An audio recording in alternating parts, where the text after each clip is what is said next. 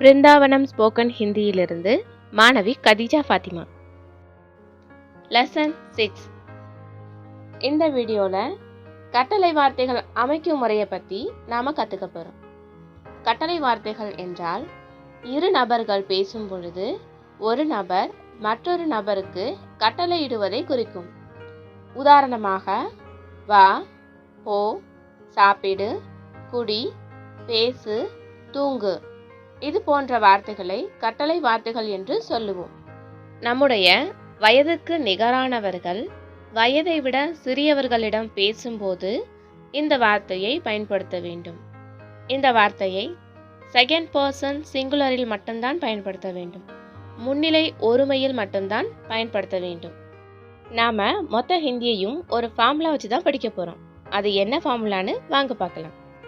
பாஷா படத்தில் இருக்க ஒரு டயலாக், நான் ஒரு தடவை சொன்னால் 100 தடவை சொன்ன மாதிரி.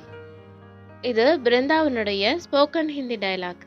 பிருந்தாவன் ஒரு தடவை சொன்னால் பிருந்தாவனுடைய மாணவ மாணவிகள் 100 தடவை சொன்ன மாதிரி. இதனுடைய பொருள், பிருந்தாவன் ஒரு வார்த்தை சொன்னால் பிருந்தாவனுடைய மாணவ மாணவிகள் 100 விதமான வார்த்தைகள் சொல்லுவாங்க. ஹிந்தியில் நாம் கட்டளை வார்த்தைகள் அமைப்பதற்கு ஒரு ஃபார்முலா இருக்குது. ஜெமினி படத்தில் வரக்கூடிய ஒரு ஃபேமஸான பாடல், அது என்ன பாடல்னு தெரியலையா? வாங்க நான் சொல்கிறேன். ஜெமினி படத்தில் இருக்கக்கூடிய ஃபேமஸான ஒரு பாடல் தான் ஓ போடு சாங் தாங்க. ஓ போடு, ஓ போடு.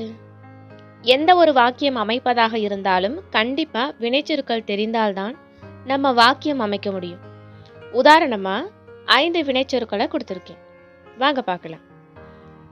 ஆனா, வருவது, ஜானா, போவது, கானா, சாப்பிடுவது, பீனா, குடிப்பது, சோனா, தூங்குவது. இதுவரைக்கும் வினைச்சொற்களை பார்க்காதவங்க லெசன் 5ல் 100 வினைச்சொற்கள் பற்றி சொல்லியிருக்கேன். அந்த வினைச்சொற்களை பார்த்துட்டு இந்த வீடியோவை பாருங்கள். லெசன் 5ல் உள்ள வீடியோ லிங்க் கீழே டிஸ்கிரிப்ஷனில் கொடுத்துருக்கேன். இதோட PDF இலவசமாக வேணும்னா நீங்கள் வாங்கிக்கலாம். இந்த இமேஜை பாருங்கள். எல்லா வினைச்சொற்களும் நாளை முடிஞ்சிருக்கு. அந்த வினைச்சொல்ல உள்ள நாவை எடுத்துட்டு நம்ம ஓ போட போகிறோம். உதாரணமாக எல்லா வினைச்சொல்ல இருக்கக்கூடிய நாவை எடுத்துட்டா மீதம் இருக்கிறது ஆ, ஜா, கா, பி, சோ.